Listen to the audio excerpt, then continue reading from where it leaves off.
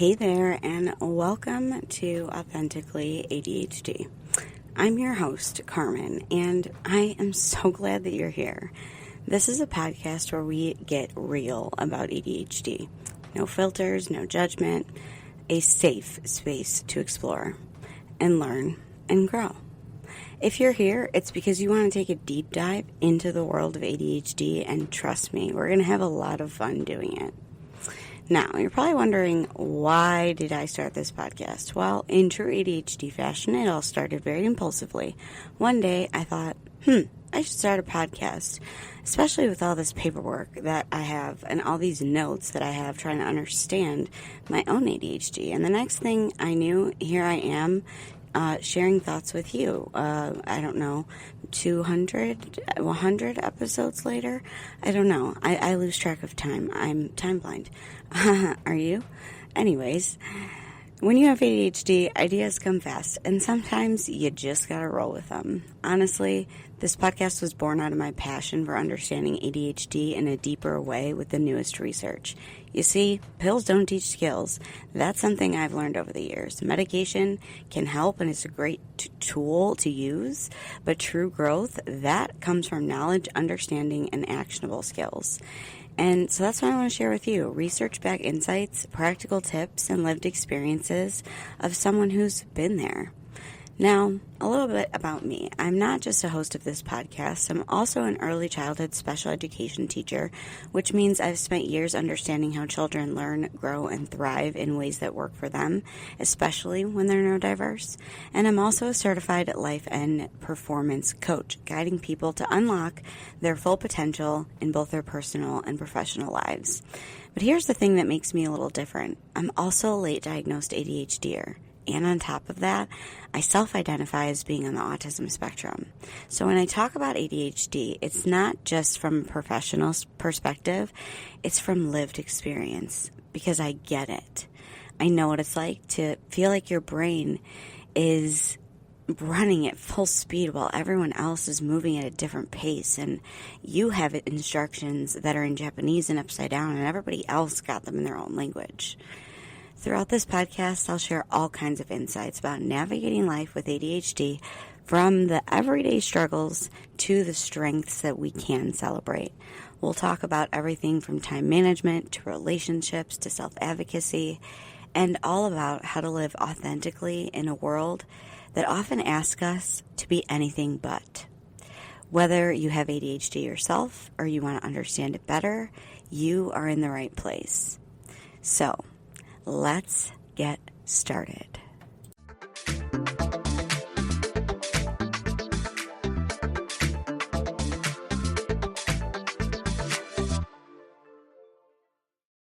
Hey, and welcome back to Authentically ADHD. Today we are touching on a topic that is really close to home for me.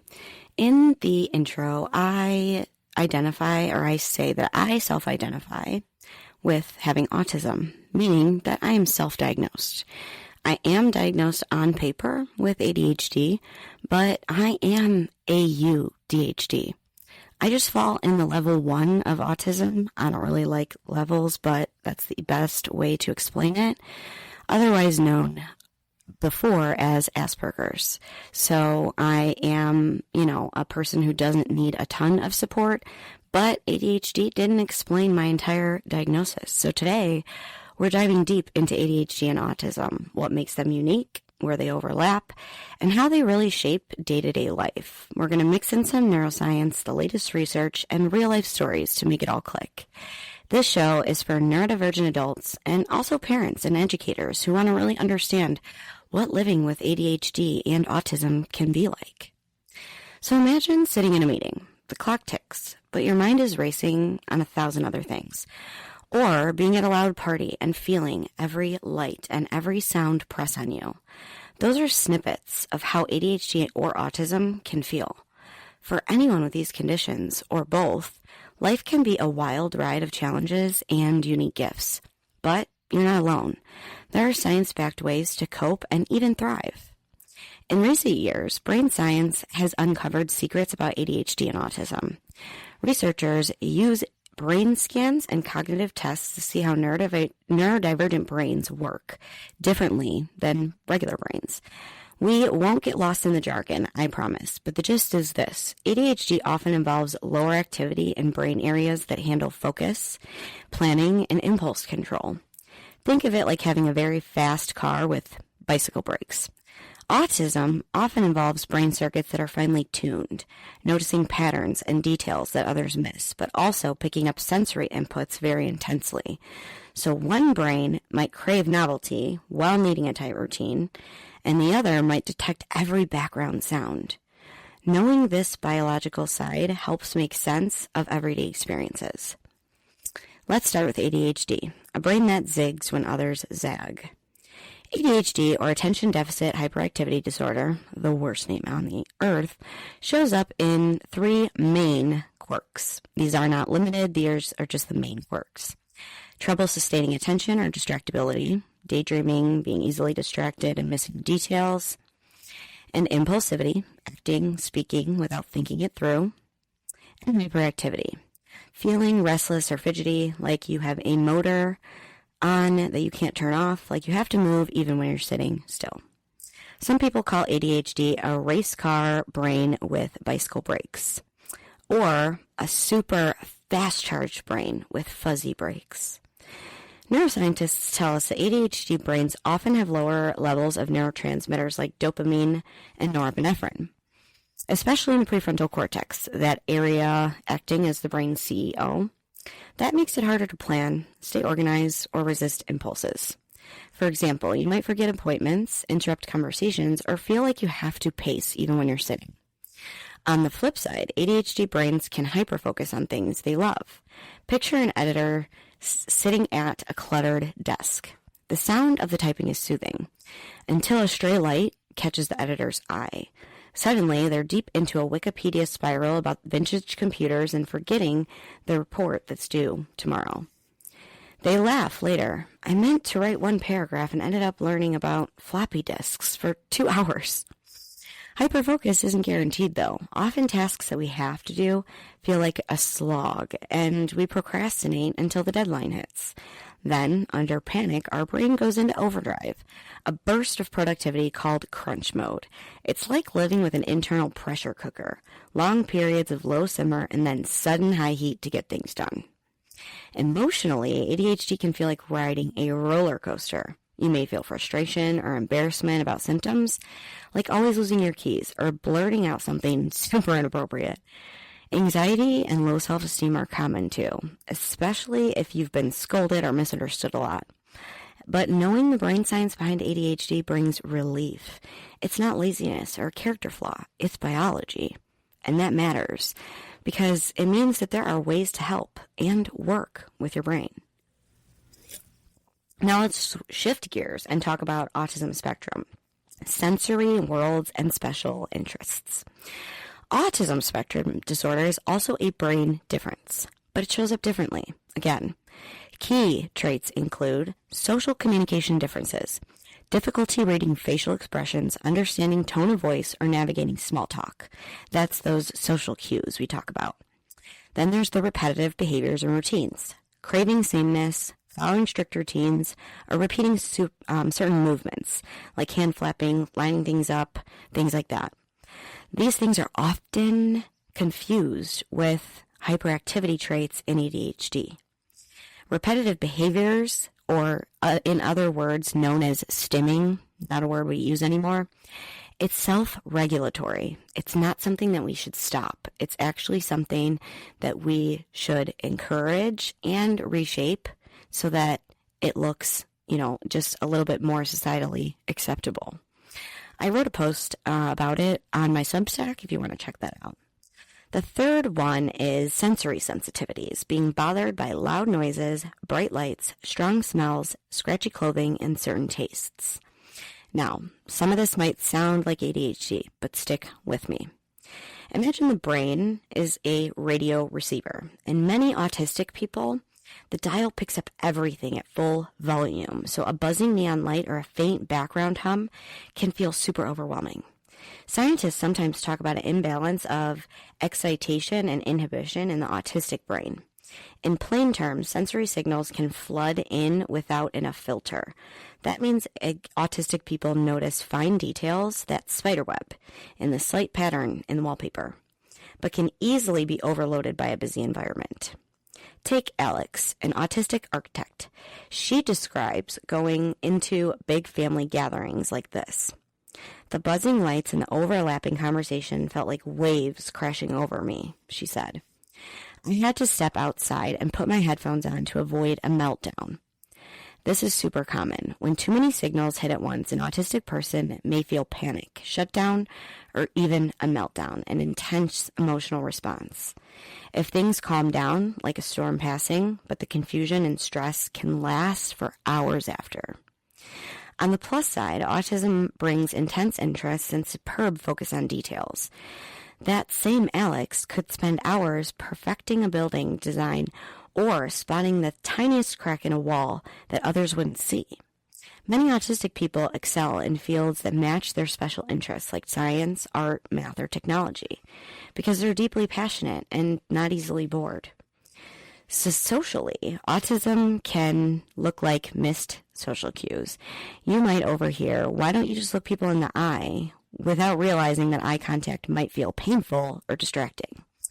Or you might get puzzled advice like, "Don't take that literally," when you really did mean what you said. Brain imaging shows that autistic folks often use different brain networks for social processing. So it can feel like navigating a conversation in a foreign language, but that's okay. With understanding and support, autistic people can often learn to communicate and learn scripts and tricks that work for them.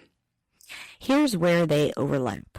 It turns out that ADHD and autism often do go together. Research suggests that about half of autistic people also meet the criteria for ADHD. Some folks even say they have AUDHD, me, autism and ADHD. If you have both, traits can blend in very interesting and very annoying ways. ADHD may add impulsivity and distractibility, while autism adds sensory needs and craving routine.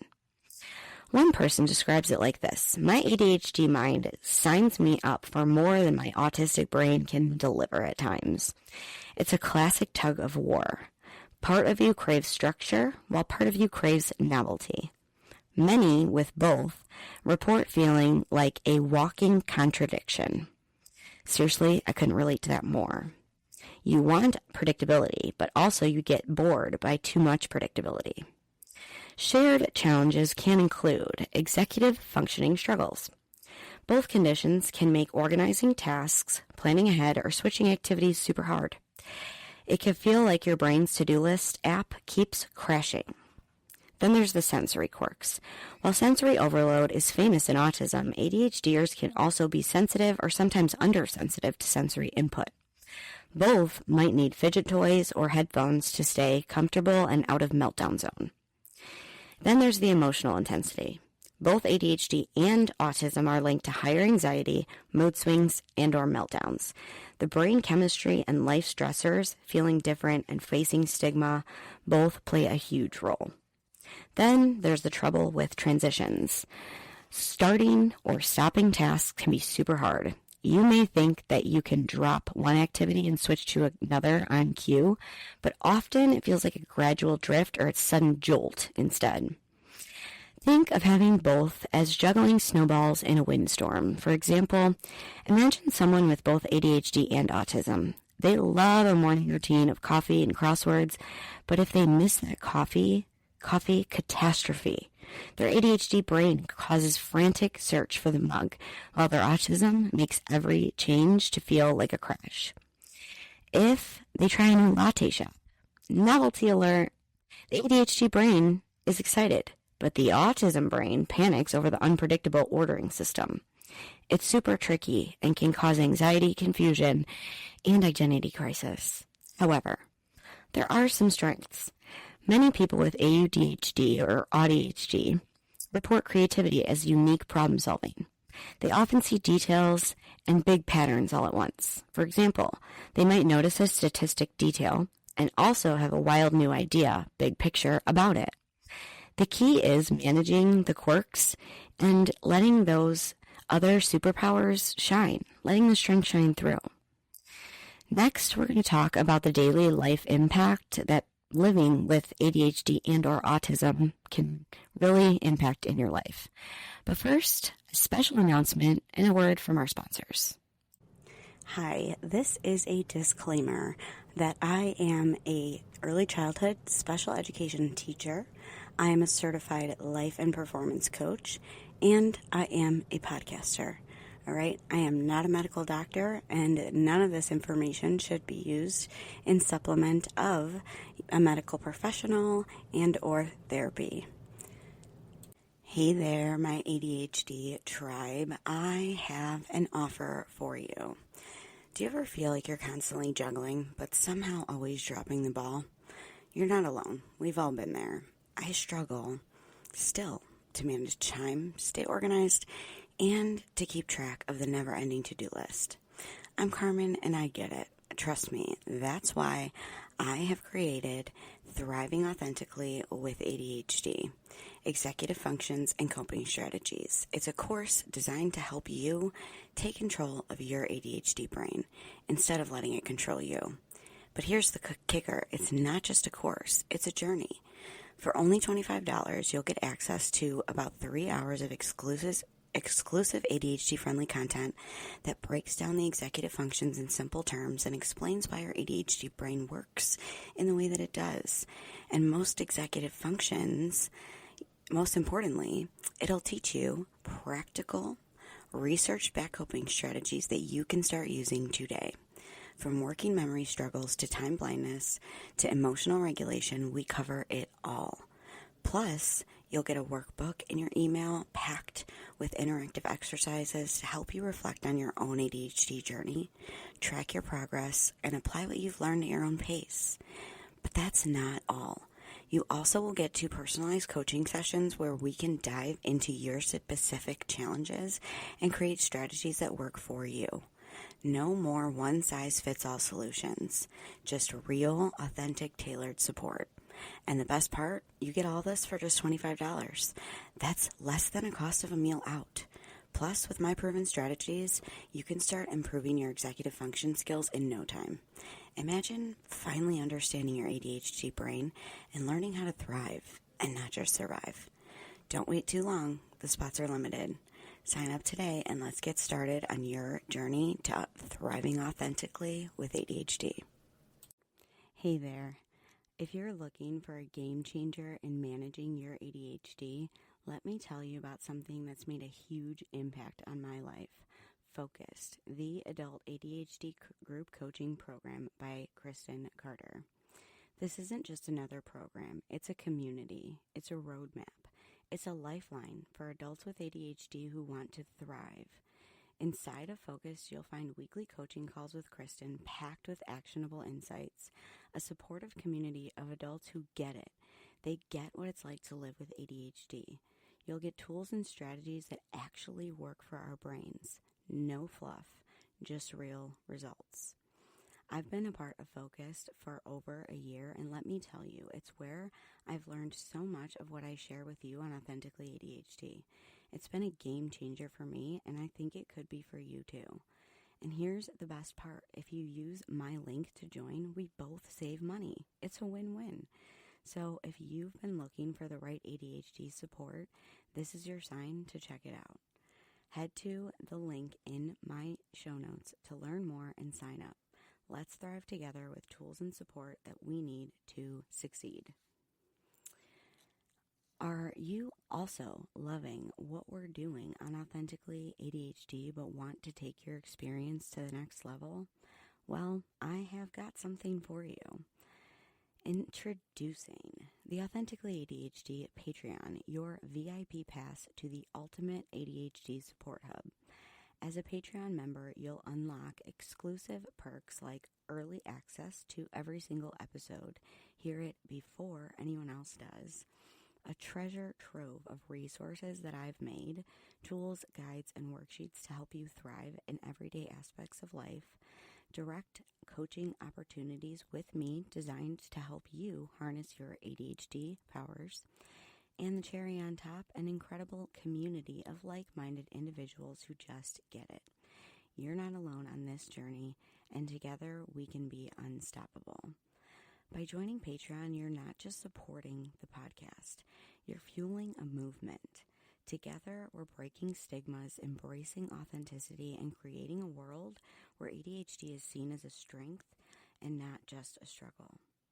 So what are you waiting for? Head over to patreon.com/authenticallyADHD and join the family today. Let's keep growing, thriving, and showing up authentically together. Hope to see you over there. Back to the show.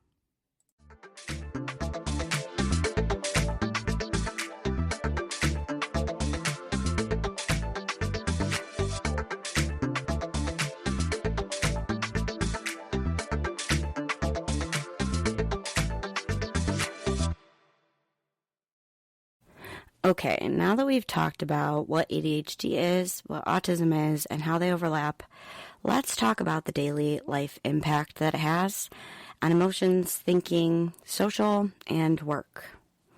Living with ADHD and or autism can color every part of life, so let's break down some common areas, starting with emotions. Living with ADHD and or autism can feel like having an emotional accelerator and a brake pedal that sometimes fail. You might swing super quickly from excitement to frustration. Frustration and anxiety often come from feeling misunderstood or not in control. Little surprises, like a canceled plan, a sudden noise, can trigger a big reaction. If you've ever been punished for symptoms that are out of your control, you might have a long-standing low self-esteem. Remember, getting emotional about these challenges is normal. It helps to remind yourself that meltdowns or outbursts are signals. Your brain's way of saying it needs a break or some support. It's not proof that you're failing. After this episode, self-care and a little bit of self-compassion, that was tough, but I survived, can help you really recover and learn. Many neurodivergent people use humor as a lifesaver. Joking about my ADHD brain is like a puppy on espresso, or my daily meltdown wardrobe, can help talk about tough stuff more easily. Sometimes laughing at ourselves gently, not in a harsh way, reminds us that everybody has quirks. Ours are just different. And sometimes they are really funny. Like, you can't tell me that you didn't laugh the last time that you found your keys in the freezer. Come on. So let's talk about cognitively. Neurodivergent minds often have a unique thinking style. It's like a maze on a playground all at once. Here are a few common cognitive features that we have. Our attention. Now, ADHD means that our attention is selective. We may ignore something boring, like scrolling through your phone during a dull lecture, and yet get laser focused on something else, like planning the ultimate pizza toppings, or, I don't know, your podcast. Autism, too, can involve deep focus on special interests. That same lecture, if it's on your passion of topic, or even on everyday details that most people miss. In either case, switching gears can be really hard. Interrupting deep thought to do something else mundane, like a rude alarm clock that nobody asked for. Or when somebody interrupts you when you're deep hyperfocus, it might make you react disproportionate to the situation, but that's normal. Also, it affects our memory and organization. These types of brains may misplace keys, appointments, or even thoughts. Working memory feels like a leaky bucket. Once distraction hits, stuff goes out. You may set a reminder on your phone, forget about it 5 minutes later, and then panic when the date passes. Or you keep 100 tabs open in your brain, and sometimes one of them quietly closes without telling you. This is not forgetfulness. It's the brain's attention and memory system juggling way too much without any help. Then there's the processing speed. Some people think very, very fast. They see many thoughts at once. Others maybe very slowly, or even seem to lag when switching tasks. For example, someone might need extra time to formulate an answer in a conversation, even if they could write it perfectly later. Don't mistake a short pause for a problem with intelligence. It's just how our mind processes information differently. And like I said, it's all on a spectrum. Some people see thoughts all at once, and others process slowly. So please be patient with your neurodivergent friends. Let's talk about how this impacts social life. Navigating social waters can be bumpy for ADHDers, but there are ways to manage this. Social cues. Autistic folks might miss sarcastic tone or not really understand why everybody laughed at a joke. ADHD folks may interrupt without meaning to or blurt out irrelevant stuff. Both can lead to accidentally seeming awkward or rude when they just didn't pick up the cues. One trick is to be upfront. It's okay to say, hey, I have ADHD and autism, so sometimes I need a little extra time or clarity. Often, people are understanding if they know, or if you explain it to them in ways that they can understand. If they're not understanding, you don't want them in your life anyway. Friendships. You may find yourself drifting between friend groups or feeling out of sync. It's common to form one very close friendship rather than a big circle. That's fine. Focus on quality over quantity. Some neurodivergent people prefer one-on-one hangouts or quiet meetups rather than crowded parties.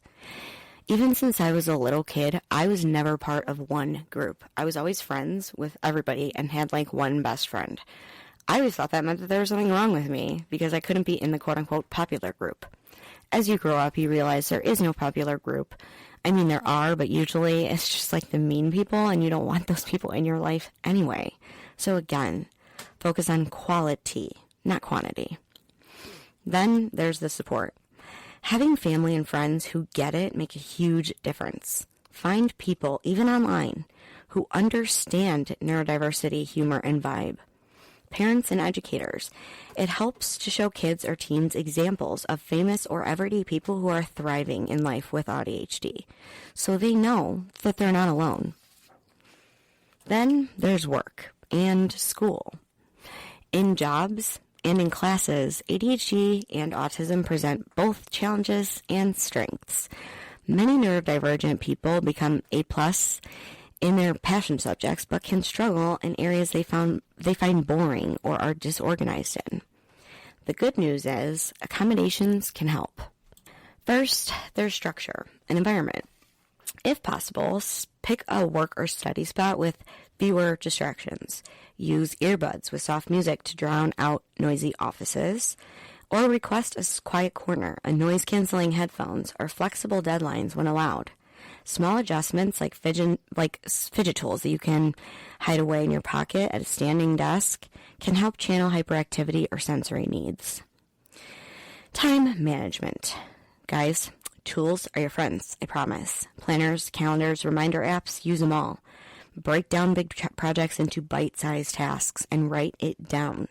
For example, don't put write a paper on the list, okay? Break it down into outline ideas, write intro, etc. This reduces overwhelm and gives you little wins along the way. I break mine down all the way into take out computer, think of title, open Word doc. Seriously, it helps. Lean into your strengths. Neurodiverse people often excel in roles that align with our brains. An ADHD person might do great in a fast-paced, varied job, like a first responder, entrepreneur, or teacher. An autistic person might shine in coding, design, or research. If you can steer your career towards your interests, motivation will often come naturally, which is why I've been able to be doing this podcast for, 2 or 3 years now. Advocacy. Don't be afraid to ask for help. It might seem scary, but schools often have services for ADHD and or autism, like extra time on tests or an aid. Workplaces may offer things like flexible scheduling, mentorship programs, or assistive tech. It's actually legal in many places to request reasonable accommodations once you disclose your diagnosis. Disclosing the diagnosis can be hard, but that's a whole nother podcast. Educators and bosses are becoming more aware. Sometimes just explaining that I work or learn best in this way can open tons of doors. Now, we've gone over a ton of different information, so let's get into the good stuff. Practical coping strategies that are evidence-based. Let's get into action. Based on brain science and countless success stories, here are some practical strategies to manage ADHD and autism day to day. You may already do some of these. Try mixing and matching to see what most helps you. And again, remember, in this podcast, we personalize things for ourselves and we don't shame. If something doesn't sound right to you, mix it up or trash it. Okay? Okay. Also, kindness and compassion all the way through. First, create flexible routines. Daily structure reduces stress. This means that a consistent morning routine, for example, wake up, stretch, drink water, eat breakfast, meds at the same time, and evening habits such as lay out clothes for tomorrow, bedtime wind down. For autistic people, routines are comforting. For ADHD, sometimes routines can reduce the mental overload of deciding what to do next. However, we need to keep it flexible. If something changes, we need to be okay with that. Think of routines like as gentle rails and a guiding train, not like jail bars or a specific box you have to stay in. Use tools and timers. Organization apps, planners, or even sticky notes are lifesavers. Make sure you have a master to-do list and write other to-do lists and check things off. Use phone alarms for appointments and use multiple that says lunchtime, drink water. Use timers for work sprints. Try the Pomodoro technique with the 25-minute focus, 5-minute break, or 60-minute focus, 15-minute break. Those are known as techniques that neurodivergents use so that we don't spend a ton of time working and then realize that our back hurts, we're starving, we need to use the bathroom, and we haven't drank water all day. Putting reminders of chores where you'll see them, like a note on a mirror, an alarm on your phone, help counteract those memory glitches that we all have. Create a calming environment. Pay attention to your sensory needs. If you're easily overwhelmed, tidy your space. Dim harsh lights. Play gentle ambient sound or white noise, or wear noise-canceling headphones. If you have tactile sensitivities, wear soft fabrics and avoid itchy tags, or cut them off. A water bottle, a fidget toy, or a stress ball can give restless hands something to do. These tweaks let your brain focus on the tasks instead of the extra sensory input. Like right now, I'm at a standing desk. I have a fidget in my hand, and it's one of the silent ones, so you guys can't hear it. Okay, like these are just a few things that can really help us when we're doing tasks that we love, like recording a podcast, but that force us to do things that we really don't like sitting still or, being attentive for a long period of time. Next, move your body regularly. Physical activity is not just good for physical health, and we don't have to call it exercise, just movement. It helps brains like ours work better. Remember, the brain's a muscle, so short walks, stretching breaks, or even dancing to a favorite song can reset your focus and your mood. Many people with ADHD find that moving wakes up the prefrontal cortex to get it back on track. Exercise also calms anxiety and improves sleep, which can otherwise clog up thinking. Aim for some exercise every day, even if it's just 10 minutes. Your brain will thank you. Then there's mindfulness. This might sound unusual, but techniques like deep breathing, meditation, or guided relaxation can train your attention and reduce stress. It's like going to the gym for your brain. A simple practice is to take 3 deep breaths before a meeting starts. Do a quick body scan. Focus on each body part, tense it up, and then relax it when you feel wound up. Studies show that this mindfulness improves focus in ADHD and can help autistic people manage anxiety. It's not a magic fix, but over time, it builds that mental muscle. Leverage your interests. Special interests and hyperfocus can be strengths. Whenever possible, tie your work or study to something you love. For example, if you love sports stats, try to learn math with sports data. If you adore art, find a way to visualize your notes. Also, don't feel guilty about indulging in your interests. They will recharge you. Schedule time for that hobby and use it as a reward.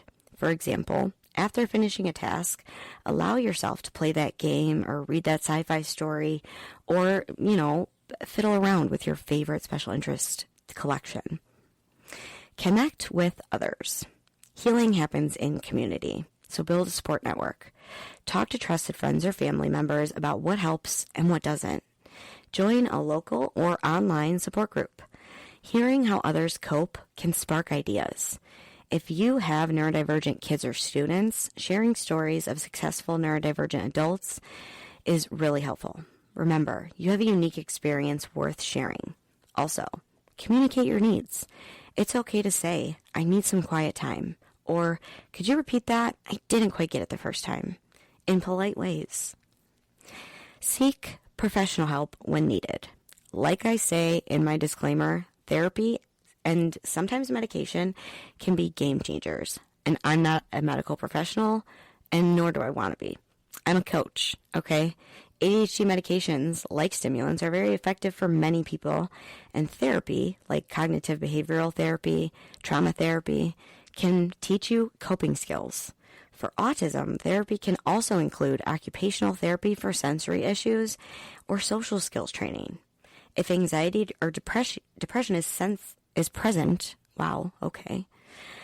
these are both common conditions of autism and ADHD, a counselor or support group can help more than you think. Don't hesitate to reach out to specialists or doctors who know about neurodiversity. There's no shame in getting expert help. It's evidence-based self-care. Last but certainly not least, practice self-compassion. This might be the most important strategy. Recognizing ADHD and autism as parts of who you are and not failures or flaws when struggling with tasks can make, or like when you make a social mistake, it can really change the game. Try talking to yourself kindly. Geez, that was tough, and I'm really doing my best. Celebrate your wins, even the small ones. Finish that report, or even just a paragraph of it. High five, go get a treat. Remember, there's a neurodivergent mantra. Different wiring is not broken wiring. Embracing your brain can turn frustration into empowerment. There's a growing community out there cheering you on right here. Let's bring it home. Enough theory. Let's hear about some successes. Across the neurodivergent community, people are thriving using strategies like these. A teacher rearranged her classroom so that students with ADHD and autism could move their seats or use quiet corners when they needed it. She saw their grades and moods improve dramatically. She tells the class that everyone thinks differently, and it really made the kids feel accepted.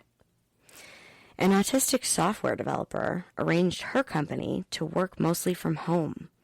By setting her own schedule and customizing her own workspace with dim lighting and minimal noise, her productivity soared. Colleagues marveled at her bug-free code once she had the right environment. Her attention and detail became really a superpower. A college student with both ADHD and autism started using campus disability services.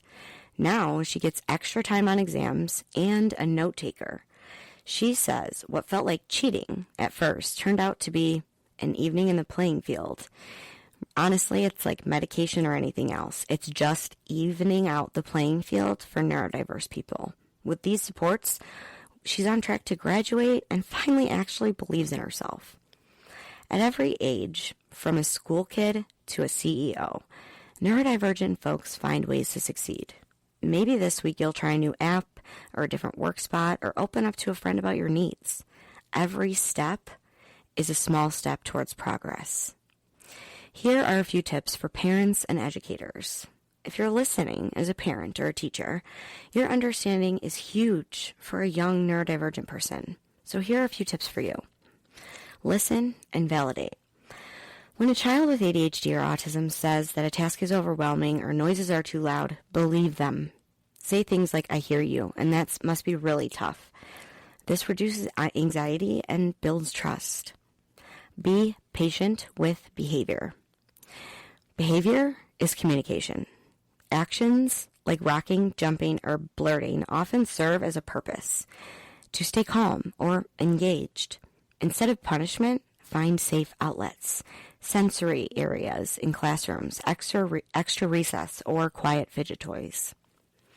Teach organization skills and emotional regulation skills by modeling emotional regulation, modeling identifying your emotions, breaking tasks down on the whiteboard, using visual schedules or drawings or charts so that children can see the plan and understand it.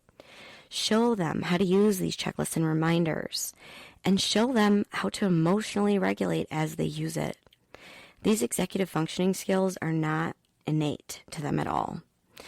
Children often need practice and coaching. Then focus on their strengths and model acceptance. If a student is passionate about dinosaurs, seek some science or art into a lesson using dinosaurs. If a kid who loves building things might enjoy a math puzzle about construction. When learning connects to interests, engagement skyrockets. And this is for neurodivergent and typically developing kids. Model acceptance and use respectful language. Celebrate neurodiversity. If kids see parents and teachers framing ADHD and autism as just part of human variety and not as bad or broken, then they will carry that positive self-image forward. Here is where I'd really like to advertise the book Addie, made by Rox and Rich Pink. It's a children's book that teaches about acceptance of neurodivergence. Check it out on Amazon or anywhere that ADHD love is present. Let's wrap this up. We've covered a lot today. Unique traits of ADHD, autism, where they overlap, and how they affect emotions, thinking, and social life, work, plus practical strategies and real stories. If you're neurodivergent, know this. Each brain is unique. What works for one person might not work for another, and that's okay. It's an ongoing journey of trial and feedback. Neuroscience and psychology are learning more and more every year. Brain research, new therapies, and tools are constantly emerging. Keep an eye out for breakthroughs, but also remember this. The lived experience matters most. You may still have rough days, even when your ADHD makes simple chores feel impossible or autism makes you feel like you need a long sensory break. It's human. Emotions are a part of the ride. ADHD and autism can bring challenges, but they come with strengths too. And many neurodivergent people are kind, creative, focused, and loyal. By creating and using strategies, and yes, even laughing at the quirks sometimes, you can handle obstacles and make your life smoother. Connecting with others who understand and advocating for yourself and giving yourself credit for every small win can increase your self-acceptance and your confidence. Thank you so much for tuning in to this episode. I hope that this episode gave you some insight, tools, and maybe a few giggles. Remember, you're not defined by these labels. Understanding them can give you some superpowers over obstacles. Stay curious, stay kind to yourself, and stay authentic. Don't forget to subscribe and share the podcast, and I will talk to you soon.